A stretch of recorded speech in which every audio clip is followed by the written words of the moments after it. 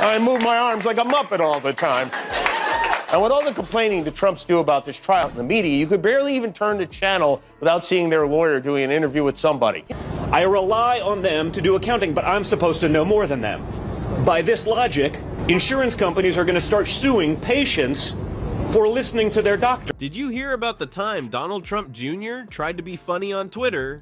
Spoiler alert, it didn't go well. In fact, it was so bad that Jimmy Kimmel couldn't resist taking a swing. But here's the kicker. Daddy Trump got involved and things got real messy real fast. Want to see how this Twitter drama turned into a full-blown comedy show? You're in for a treat. So Donald Trump Jr. thought he'd try his hand at being a Twitter comedian. Spoiler alert, it went about as well as his dad's attempt at selling steaks. Jr. decided to post a meme about Ukraine's President Zelensky, and let's just say it was about as funny as a root canal performed by a clown. Part of the group, he posted this picture of him and Tuck cackling in their blue checker print shirts, boasted that his dad is the father of hotel gyms. He said, maybe someone put a gym in a building somewhere, but no one did it at the scale of my father. Picture this. Trump Jr. sits there, probably surrounded by mounted animal heads, thinking he's about to drop the meme of the century. He hits post, leans back with a smug grin, and waits for the likes to roll in. But instead of applause, he gets the digital equivalent of crickets chirping.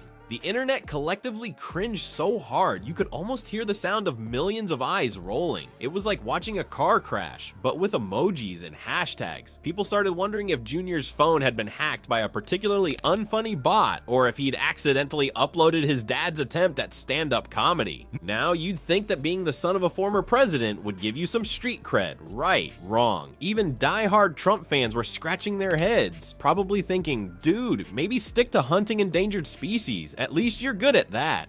The meme spread faster than fake tan at a Trump family reunion, but not because it was funny. Oh no, it was more like a digital train wreck that people couldn't look away from. Twitter users were sharing it left and right, but not for the reasons Junior hoped. It was more of a, can you believe this guy kind of sharing.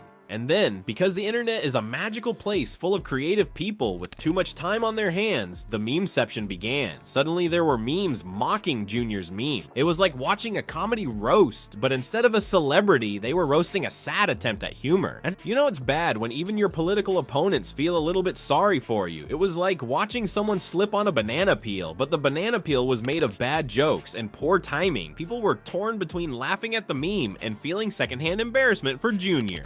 In the end, Donald Trump Jr.'s attempt at political humor backfired so spectacularly. It proved he's about as good at comedy as his dad is at running casinos, or universities, or steaks, or, well, you get the idea. It was a masterclass in how not to be funny on social media. Before we move on, I'd like to ask you a small favor. If you appreciate this content, please take a second to like this video and subscribe to the channel. Over 98% of you watch the videos without subscribing. It costs you nothing, but it makes a huge difference to us. So, did you click the subscribe button? Great. Thank you so much. Now, back to the video. Enter Jimmy Kimmel, the late night comedy king with a microphone and a grin that could make even the Statue of Liberty crack up. When he saw Trump Jr.'s tweet, it was like Christmas, Easter, and his birthday all rolled into one. Kimmel didn't just roast Jr.'s post, he barbecued it, seasoned it, and served it up with a side of brutal honesty. Kimmel went to town on Trump Jr.'s social media mishap, and boy, was it a sight to behold. He compared the Trump family to a dysfunctional sitcom, saying they were like Arrested Development, but with more spray tan and fewer morals. Ouch, that's gotta sting more than a sunburn on Trump's signature orange glow. But Kimmel wasn't done yet. Oh no, he was just getting warmed up. He joked that Trump Jr.'s tweet was so bad, it made his father's infamous Kofefi tweet look like Shakespeare. Now that's what I call a literary burn. It's like comparing a kindergartner's crayon scribbles to the Mona Lisa.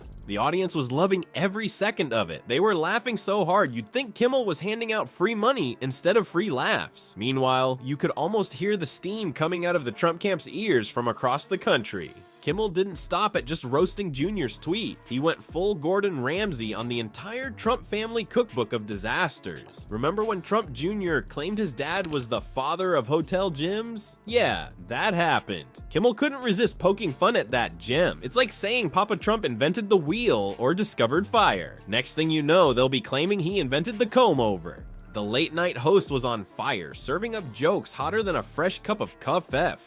He remarked that Trump Jr. thought he was being clever with his Ukraine tweet, but ended up looking more like a court jester than a wise prince. Talk about a royal flush of comedy. Kimmel's roast was so scorching it could have melted all the gold in Trump Tower. And let's face it, that's a lot of gold. It's like he took all of Junior's failed attempts at humor, mixed them with his dad's Twitter tantrums, and created a comedy cocktail that packed more punch than a Mar-a-Lago martini. But here's the kicker, just when you thought the comedy show was over, it was about to get a surprise guest star, because in the world of Trump family drama, the show never really ends. It's like a Netflix series that keeps auto-playing to the next episode, except each episode is more ridiculous than the last. Just when we thought the comedy circus couldn't get any wilder, the ringmaster himself decided to join the show. That's right, folks. Donald Trump Sr. couldn't resist jumping into the fray to defend his son's honor, and boy did he make a splash. The Donald, in all his Twitter glory, saw Kimmel roasting his son and decided to play the world's angriest keyboard warrior. He fired off tweets faster than you can say "Kafefe," calling Kimmel a total loser. It was like watching a toddler have a meltdown, but with worse spelling and more all caps. Trump accused Kimmel of being desperate for ratings. Talk about the pot calling the kettle orange. He even suggested Kimmel's jokes were just projecting his own insecurities. Now that's some serious psychological gymnastics, folks. It's like he was trying to out-Freud Freud himself. The more Kimmel joked, the more Trump tweeted. It was a comedy perpetual motion machine, powered by ego and fueled by insecurity. Trump's thumbs must have been crying for mercy. Poor little digits, working overtime without hazard pay. You'd think they'd go on strike, but nope, they kept on trucking. As Trump's tweets became increasingly frantic, it was like watching a live-action version of Angry Birds. But instead of pigs, he was aiming at comedians. And just like in the game, his aim was, well, let's just say it wasn't exactly on point. But here's the kicker. The more Trump tweeted, the more material he gave Kimmel. It was like Christmas came early for late-night comedy writers. They probably had to work overtime just to keep up with the flood of tweet-worthy content. In a surprising twist, Trump began deleting some of his more inflammatory tweets. Was he finally realizing that maybe, just maybe, this wasn't the best PR strategy? Or did he just hit the wrong button while trying to order a Diet Coke? The world may never know. Meanwhile, Kimmel was having a field day. He turned Trump's Twitter tirade into comedy gold, and the audience was eating it up like it was the last slice of pizza at a frat party. Every deleted tweet became a punchline, every typo a setup for another joke. It was like watching a tennis match, but instead of balls, they were lobbing insults back and forth. And let's be honest, Trump's return shots were about as effective as a paper airplane in a hurricane. As the Twitter storm raged on, one thing became clear. In the battle of wits between Trump and Kimmel, only one of them came armed, and it wasn't the guy with the nuclear codes.